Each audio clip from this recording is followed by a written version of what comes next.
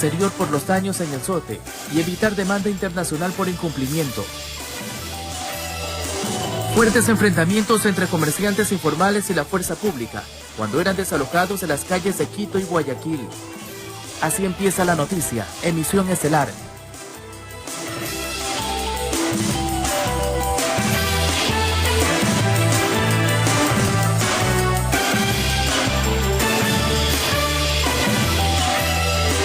Amigos televidentes, muy buenas noches. Gracias por acompañarnos a la emisión estelar de su informativo a la noticia. Hoy viernes 10 de abril del año 2020. Les tenemos la más completa información de lo que ha ocurrido en el país y el mundo por la pandemia y los ajustes económicos anunciados por el presidente de la República. Así empezamos.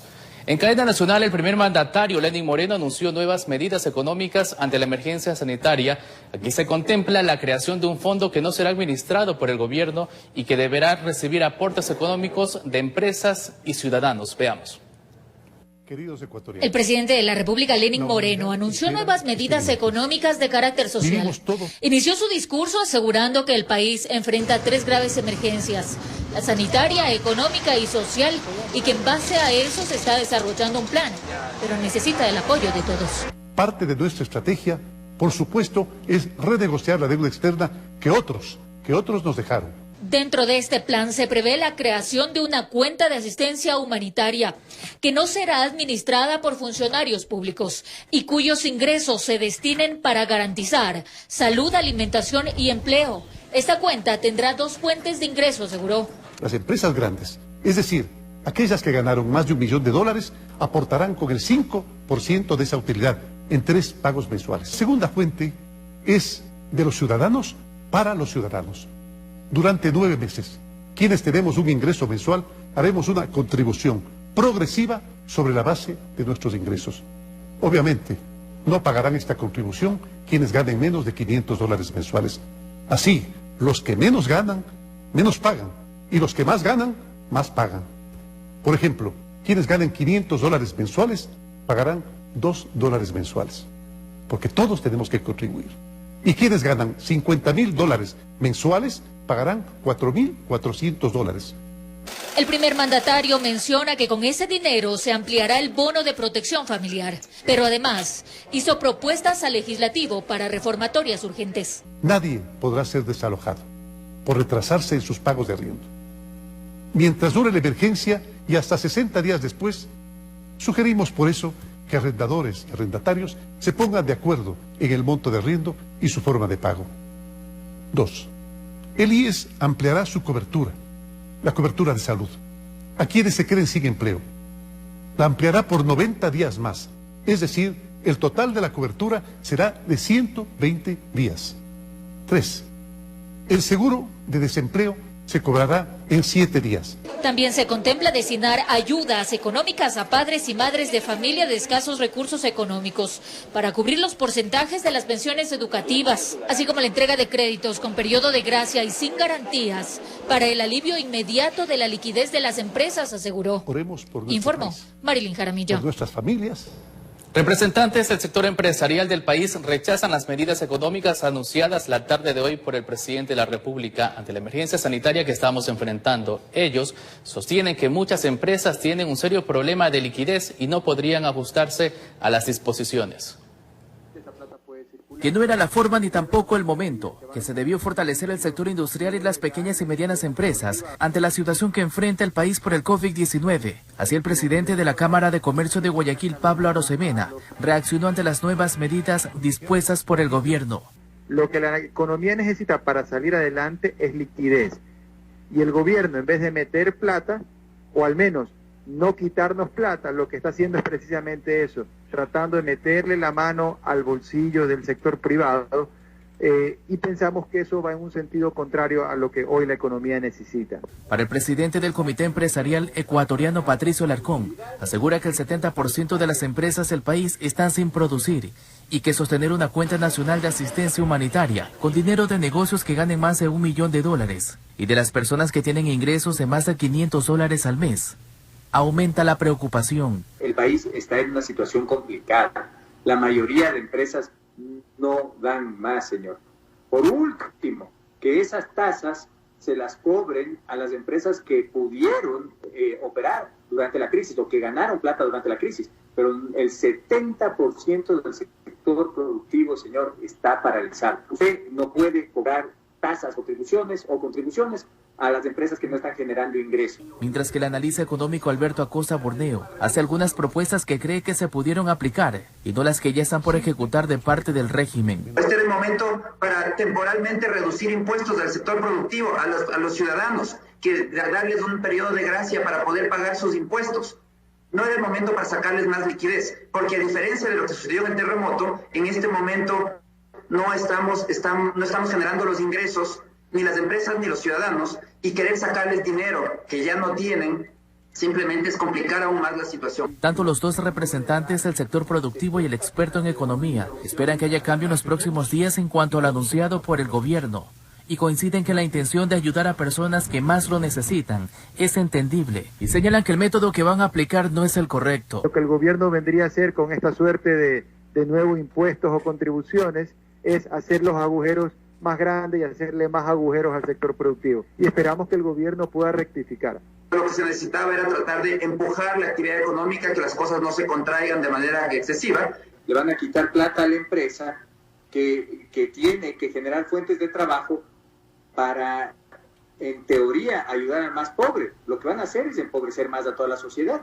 Informó Charlie Pisa. Ecuador, a criterio del primer mandatario, afronta tres grandes emergencias: la sanitaria, económica y social. En virtud de su no agravamiento, propuso medidas que permitan afrontar la falta de empleo e ingresos, aunque la decisión es calificada como atinada por los analistas. Escuchemos. Dentro de las propuestas del Ejecutivo está el crear una cuenta nacional de asistencia humanitaria, la cual tendrá dos fuentes de ingresos. La primera, los aportes del 5% de la utilidad de las compañías que ganen más de $1 millón, y la segunda, la contribución progresiva sobre la base de los ingresos de trabajadores que ganen sobre los $500. Todo esto tiene que ver con el hecho de que durante los últimos 10 años no acumulamos ahorros, porque si tuviéramos ahorros podríamos girar de nuestra cuenta de ahorros que no la tenemos, y si no nos hubiéramos endeudado tanto en los últimos 10 años, también podríamos decir, como no estamos muy endeudados, entonces ahora podemos endeudarnos. Si bien la primera parte de las medidas es necesaria para empresas con problemas económicos producto de la pandemia para que no quiebren y despidan a sus empleados, la segunda fuente de ingresos tiene como objetivo cubrir con el bono de protección familiar a un número mayor de ciudadanos de escasos recursos. A pesar de ello, las cuestiones de fondo, según los analistas, aún estarían por revisarse. Las medidas de fondo vienen después. ¿Qué va a pasar con los combustibles? Vamos a seguir subsidiando la gasolina extra. En este momento tan difícil, cuando realmente por lo menos debe empezarse con la focalización, ¿no es cierto?, de la gasolina extra. Vamos a todavía seguir subsidiando todos los combustibles. Estos temas deberán ser tratados, afirman, lo más urgente posible. Más de lo que podría analizarse de forma inmediata, indica Pablo Lucio Paredes, están en razones de forma de las actuales medidas. Uno podría discutir y decir, ¿por qué empezar en $1 millón de utilidades? ¿Por qué no empezar en 2 millones? ¿Por qué empezar con la gente de $500 que aportan $2? ¿Por qué no empezar más arriba? Ese es un tema que se puede discutir, quizás eso debería cambiar, pero digamos el concepto de que se tiene que pagar para cubrir ese fondo humanitario, en el caso del Ecuador, es indispensable. En torno a lo definido por el gobierno se encuentran además 5 propuestas al legislativo enmarcadas en situaciones netamente sociales, que beneficiarían a los sectores más vulnerables. Así se prohibiría que una persona sea desalojada por una deuda de arrendamiento. Se otorga la ampliación de cobertura de salud del IES hasta por 120 días después de que un afiliado sea despedido, así como el cobro del seguro de desempleo en un máximo de 7 días. Sí falta 2 cosas que son bien importantes ahí. La primera es una reforma laboral importante. La segunda cosa que yo creo es que debería haber una contribución especial de los empleados públicos por una razón muy sencilla. Los empleados públicos, ya lo ha dicho el gobierno, quieren una estabilidad que no existe en el sector privado. Todos los días vemos en el sector privado personas que pierden su empleo. Una estrategia para frenar en algo la dura crisis económica, esto según las declaraciones del gobierno central, se focaliza en la solidaridad de cada uno de los ecuatorianos, esto en virtud de salir adelante como país. Informó Javier Rosero. Nuestro país registra este 10 de abril 7.161 casos confirmados por COVID-19, 297 personas fallecidas y 368 casos con alta hospitalaria. Se lo informó la ministra de Gobierno, María Paula Romo. Ecuador amanece este 10 de abril con nuevas cifras. La ministra de Gobierno, María Paula Romo, dio el informe desde el Palacio de Carondelet. Explicó que una vez que empezaron a utilizar las pruebas rápidas, el número de casos confirmados por COVID-19 se ubicó por encima del 40%. 7.161 casos confirmados. Como ustedes ven, hay un incremento por encima del 40%. Es un incremento muy similar al que se da en el caso de aquellos que son descartados. Casos descartados, pasamos a 6.496 casos descartados. 6.102 casos se encuentran estables y en aislamiento domiciliario. 223 están estables pero hospitalizados y 171 casos están hospitalizados con pronóstico reservado. A esto se suma el número de fallecidos, que asciende a 297. Pero mientras más pruebas tengamos, estamos respondiendo de mejor manera, conocemos mejor lo que está pasando y se tomarán mejores decisiones también. Pichincha es la segunda provincia con más contagios, con 579 casos. La ministra de Gobierno informó cuáles son las casas de salud que atienden a pacientes por COVID-19 y reiteró que las unidades del sistema público y privado no pueden negar la atención. En el caso del Ministerio de Salud Pública, el Hospital Eugenio Espejo, el Hospital Pablo Arturo Suárez, el Hospital de Calderón, el Hospital Vaca Ortiz y el Hospital General Enrique Garcés. En el caso del IES, Hospital de Especialidades Carlos Andrade Marín y el Hospital Quito Sur. Sobre cómo se aplicarán las 200.000 pruebas que llegaron al país para el diagnóstico de COVID, la ministra detalló. Tanto el personal de salud como policías y militares van a tener la prioridad que se necesita, están en primera línea en la emergencia para estas pruebas. Además, recalcó que desde la próxima semana empezará a funcionar el mecanismo del semáforo para evaluar la situación de las provincias. Informó Priscila Cadena. Pichincha es la segunda provincia del país con más casos positivos de coronavirus. Cotocollao, Iñaquito y Calderón son las parroquias que más concentran la mayor cantidad de pacientes de COVID-19. Pichincha continúa siendo la segunda provincia con más casos confirmados de coronavirus, 579 pacientes positivos y más de 20 víctimas mortales. 25 fallecidos, 3 casos en Pedro Vicente Maldonado, 1 caso en Cayambe, 2 casos en Pedro Moncayo, 22 casos en Rumiñahui y 538 en el Distrito Metropolitano de Quito. Y es que es así. Solamente esta provincia concentra el 8.1% de los casos confirmados a escala nacional. Y los sectores con más pacientes positivos son los siguientes: Cotocollao 37 casos, Iñaquito 35, Chillogallo 34, Calderón 29, Conocoto 28, Guamaní 21, Belisario Quevedo 21, Chimbacalle 20, Cumbayá 19 y Quitumbe 18. El obtener datos reales sigue siendo una gran complicación. Primero, porque no tenemos como país el número de pruebas necesarias para que podamos tener datos reales.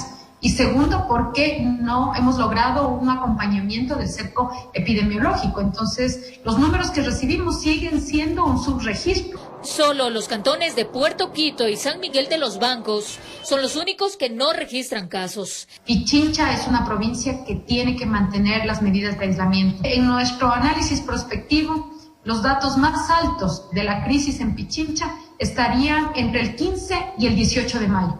La prefecta también asegura que se destinarán kits alimenticios para las personas que más lo necesiten y solamente en Pichincha se han podido localizar a al menos 7.500 familias en extrema pobreza. Se pide a la ciudadanía respetar la cuarentena y así lograr disminuir los casos de contagio en la capital. Informó Marilyn Jaramillo. Agentes de la Policía Metropolitana de Guayaquil realizaron un operativo en los alrededores de los mercados de la ciudad y el objetivo era evitar la presencia del comercio informal que genera aglomeraciones y eleva el riesgo de contagio del coronavirus. Todo debió desarrollarse de forma tranquila. Los uniformados arribarían al sitio procurando despejar las aceras de la presencia del comercio informal. Recuperar el espacio público que, como ustedes pueden ver, ha sido ocupado de manera ilegal por parte de comerciantes informales. Sin embargo, en cuestión de minutos, las cosas subieron de tono. ¡Metropolitano, mueva eso!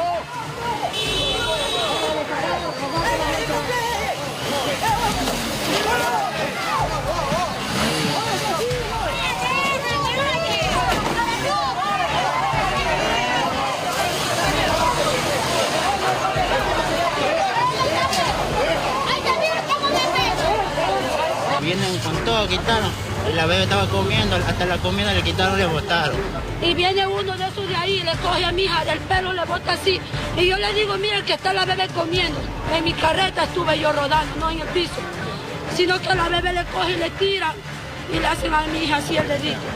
Pero ¿se justifica en algo de pronto el accionar que vimos hace un momento, cómo patearon a ese caballero, cómo lo lanzaron al piso? ¿Se justifica en algo eso? No, de ninguna manera, no pude observarlo, pero de ninguna manera se justifica una acción de esa naturaleza. Por supuesto que no, debe haber sido un incidente aislado. De su parte, los informales empezaron a culpar a la prensa de ese accionar y hasta hubo intentos de agresión. Ojalá lo tiene que grabar. Ojalá ese tiene que grabar.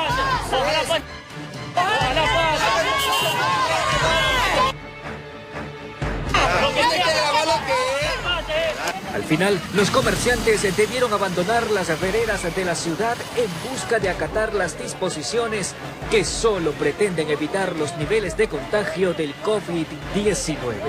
Decirle a la ciudadanía que por favor se quede en casa, que respete las disposiciones que emite la autoridad, las disposiciones que nos emite la presidencia, el municipio.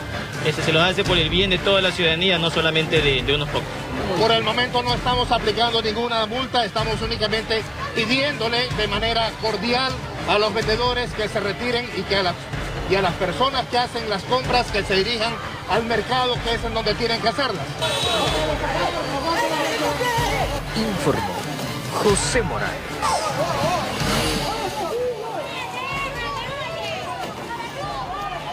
Mientras tanto, en el sur de Quito, comerciantes informales se enfrentaron a las autoridades de control cuando intentaban desalojar las calles. Agentes policiales intervinieron para frenar los disturbios.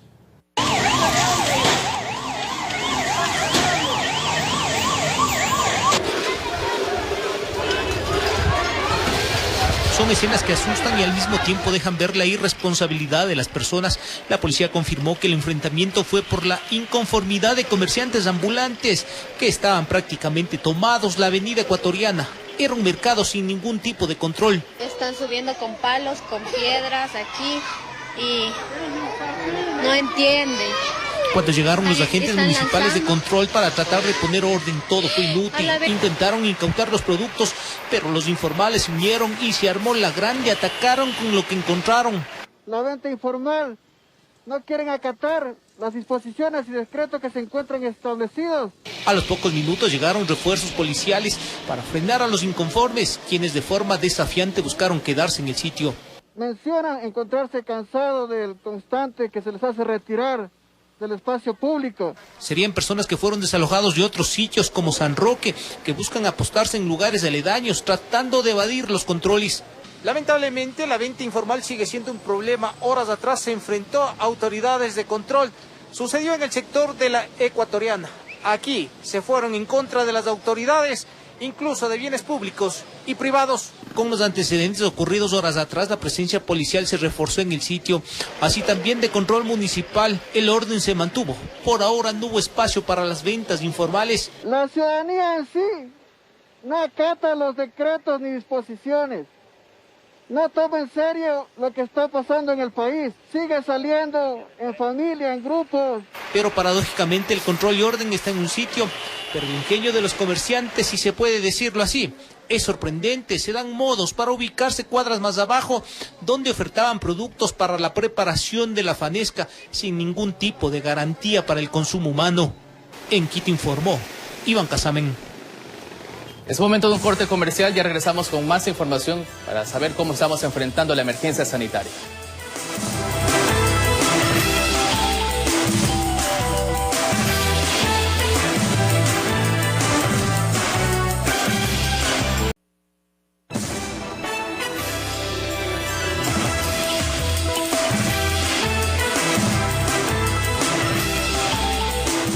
(22:34). Gracias por acompañarnos. Medidas de desinfección y limpieza se tomaron en los alrededores del cementerio de Pascuales. Esto luego de que los habitantes del sector manifestaran que después un vehículo con varios cuerpos se estacionó en el punto, y aquí les presentamos los detalles. En este video se divisa cómo las calles aledañas del cementerio de Pascuales son limpiadas. Esto debido a la queja de varios moradores del sector. Dicen que hace poco un vehículo con cuerpos sin vida llegó al lugar. De ahí se originó el reclamo. Nosotros estábamos encerrados, pero ya al ver que venía un mal olor, salimos a ver qué era que pasaba y era el tráiler que venía. El tráiler estuvo parado media hora y botando sangre y gusano. Y en la tarde ya salíamos a limpiar por nuestros hijos, porque eso es lo que a nosotros nos importa aquí también, nuestros hijos y la salud de nosotros. Entonces salimos a reclamar. Vino un contenedor sin refrigerante, o sea, sin el ventilador prendido, sin nada, y apestaba bastante y destilando bastante sangre. Y que después de lo expresado por los habitantes de la zona, se tomaron otras medidas por parte de las autoridades. Vinieron un procedente de 6 carros más o menos a hacer limpieza toda la cuadra, hasta arriba del Parque de la Paz. A limpiar, incluso ese mismo día, ya un poco en la tarde, vinieron también los de los bomberos, también vinieron a limpiar. Gracias a lo que se habló ese día, que se hizo para que nos ayudaran, porque nosotros no nos oponemos, que es cierto, es un cementerio, tienen que enterrarlos, pero asimismo tienen que traerlos dignamente a sepultar. Informó Julio César Saona.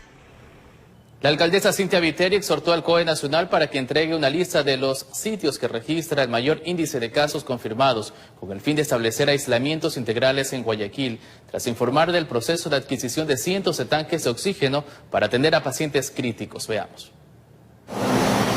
La consigna es ir más allá de la formulación de miles de pruebas y un toque de queda que se ajustó por 2 ocasiones.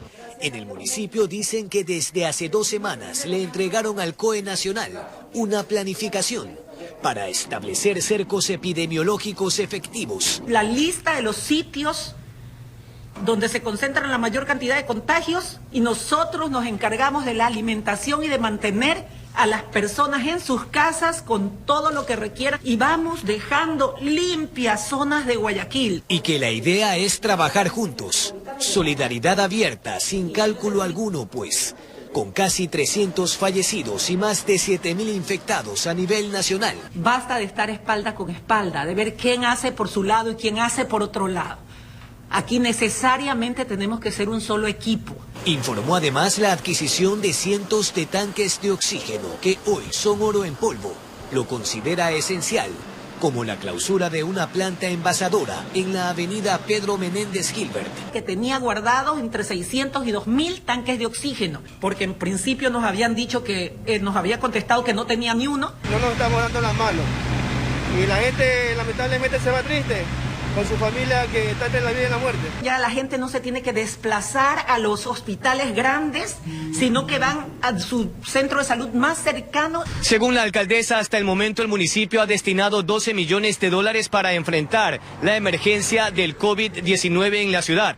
No solo en la multiplicación de camas para aumentar la capacidad hospitalaria e incluso la atención en telemedicina, sino también en la adquisición de 2,5 millones de mascarillas a través de una fundación. Sobre la ordenanza que sería aprobada esta noche en segundo y definitivo debate, anticipó las sanciones para quienes no usen mascarillas. El 20% de un salario en el primer caso y el 40% en un segundo caso. Lo dijo en medio de una sesión de trabajo en la Corporación para la Seguridad Ciudadana de Guayaquil. La ATM informó los alcances tras la ampliación de los controles. Decidimos endurecer e investigar qué pasaba, y lo que hay es un abuso de salvoconducto. Ayer fueron 54 vehículos y ya esta mañana el general Lalama me ha informado que estamos cerca de los 30 ya, ¿no?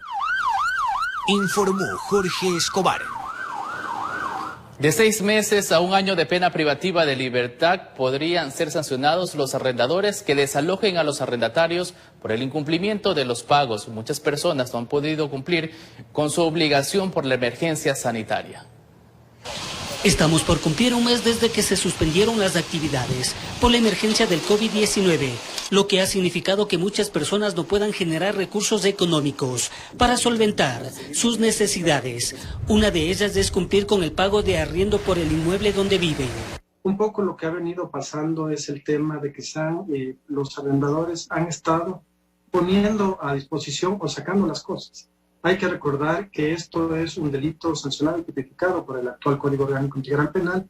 Específicamente es una violación a la propiedad privada.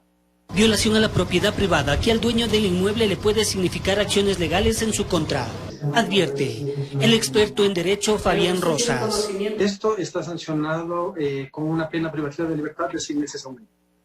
También se sanciona con una multa económica el impedir el ingreso al inquilino.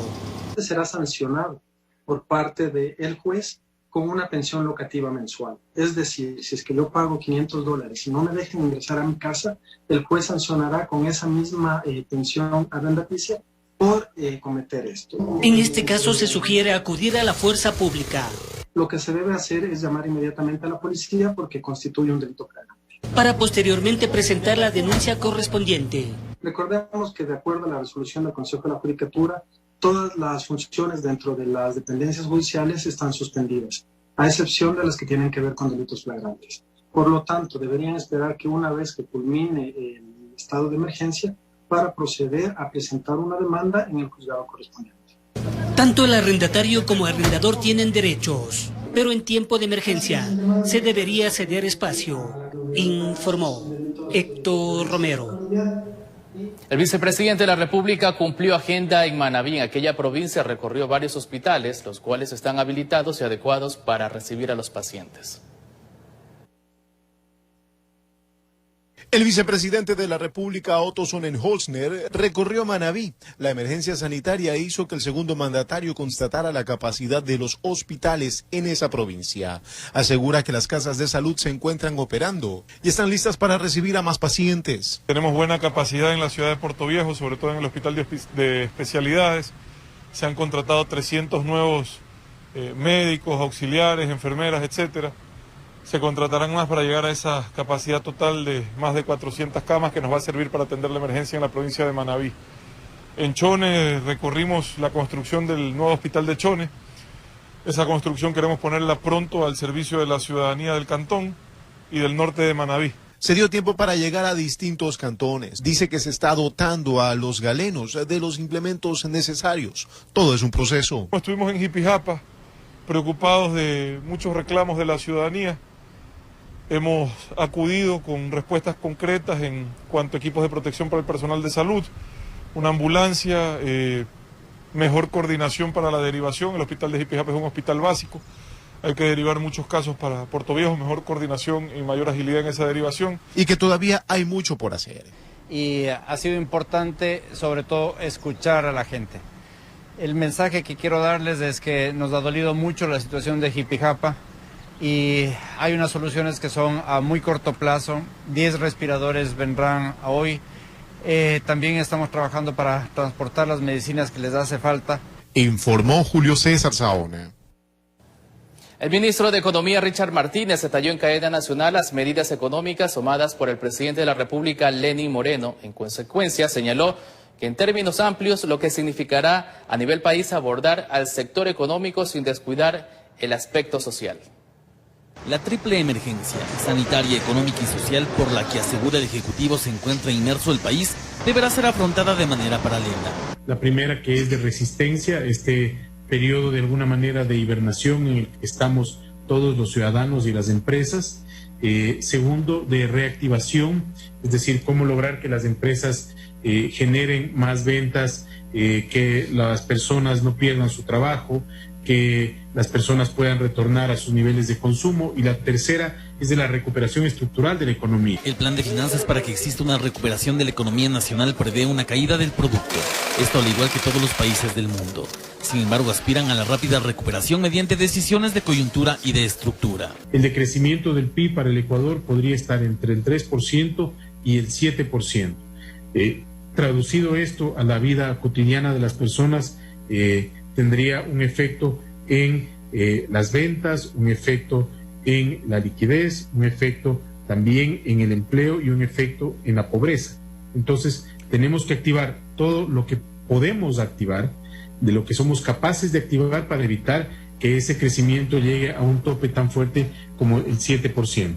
El por qué no seguir los mismos pasos que países como Francia, Chile o Perú al inyectar grandes cantidades de recursos a sus economías con planes de estímulo fiscal, Martínez explica que se debe a la falta de ahorro nacional. El Ecuador viene arrastrando estos problemas, ¿no es cierto? Un crecimiento bajo, unas regulaciones demasiado rígidas, también problemas de competitividad, problemas de bajas de reservas para atender este tipo de crisis, y al final del día lo que tenemos es un espacio fiscal muy limitado. De ahí que la planificación primera está en la reactivación económica, teniendo como eje no descuidar la protección social. El objetivo es cuidar el trabajo y la empresa como generador de trabajo y el trabajo como la fuerza que mueve a esa empresa al final del día. Como última fase estaría la recuperación económica, tomando en cuenta una cierta libertad entre los actores de la economía, sin que exista presión, por ejemplo, con reformas del Código de Finanzas Públicas o reformas laborales.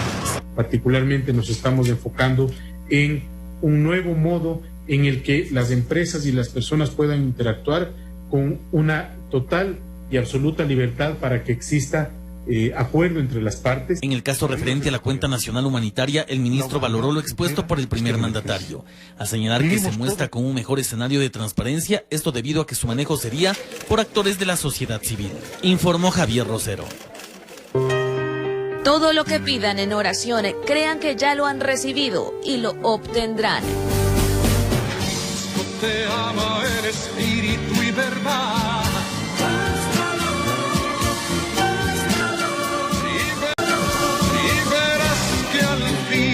La paz encontrarás y todo cambia. Desde redes sociales y en los portales de sus viviendas, miles de guayaquileños recibieron la bendición del Cristo del Consuelo, que en esta ocasión sobrevoló la ciudad. En el 2019 las calles del suroeste de Guayaquil lucían así, copadas de fieles católicos quienes participaban en la tradicional procesión del Cristo del Consuelo. Hoy por la pandemia la procesión fue distinta. La imagen del Cristo del Consuelo recorrió la ciudad y desde lo alto se bendijo al pueblo guayaquileño. Los representantes de la Arquidiócesis de Guayaquil iban rezando el rosario y pidiendo por las personas que están hospitalizadas, por los niños, adultos y los de la tercera edad, además por el alma de quienes fallecieron por causa del coronavirus y por quienes están contagiados. Esta procesión del Cristo del Consuelo, como mencioné, reúne alrededor de 500.000 peregrinos, pero esta vez, como vivimos una Semana Santa distinta, estamos en cuarentena, no hay necesidad de salir. La Iglesia también acompaña a sus hijos, a los fieles, pero esta vez de una manera distinta. Estamos en vivo y en directo desde el sector del suburbio. Para los fieles católicos, esta es la procesión número 60, por primera vez en la historia realizada desde el aire, un sobrevuelo que efectúa la empresa privada con la Arquidiócesis de la ciudad de Guayaquil. El helicóptero además sobrevoló la vía a la costa, la perimetral, la isla Trinitaria, ciudadelas del sur como Acacias, Huangala y Floresta. Aquí las familias salían con pañuelos blancos saludando la imagen del Cristo del Consuelo. Otro sitio visitado fue el Cisne 2, donde se levanta la imagen del Cristo del Consuelo. El helicóptero dio vuelta y el sacerdote con la cruz en mano dio la bendición a aquellas personas que estuvieron en la plazoleta. El centro de Guayaquil también fue recorrido. Hospitales como el Luis Vernaza, Solca, las salas de velación y el cementerio de la ciudad. En el norte se sobrevoló la ciudadela Simón Bolívar, Kennedy, Urdesa, Los Sauces, Garzota, la iglesia Nuestra Señora de la Alborada, Sabanes y Guayacanes. Al finalizar la procesión número 60 del Cristo del Consuelo, se procedió a dar la bendición para los amigos televidentes. Él en la cruz nos muestra cuánto nos quiere, cuánto nos ama, cuánto está dispuesto a hacer por todos y cada uno de nosotros. Entonces tenemos que aprender a confiar enteramente en Él, nunca dudar. El Señor murió en la cruz por ti, por mí y por la humanidad entera. Así es que ánimo, fuerza y que todos ustedes reciban la bendición del Cristo del Consuelo. En el nombre del Padre y del Hijo y del Espíritu Santo. Amén. Que María Santísima, nuestra Madre, los bendiga y los proteja a todos y cada uno de ustedes. Informó Carlos Julio Gurumendi.